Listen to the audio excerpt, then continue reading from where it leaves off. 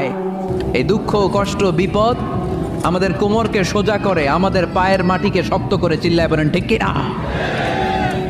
প্রতিকূল পরিবেশে কিভাবে বাঁচতে হয় এই দুঃখ কষ্ট আমাদেরকে শিখায়।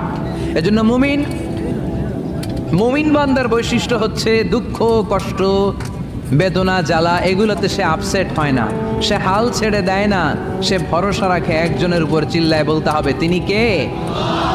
কারণ মুমিন জানে রাত্রি যত গভীর হয় অন্ধকার তমানিসা ভেদ করে সুবহে সাদিক হয়।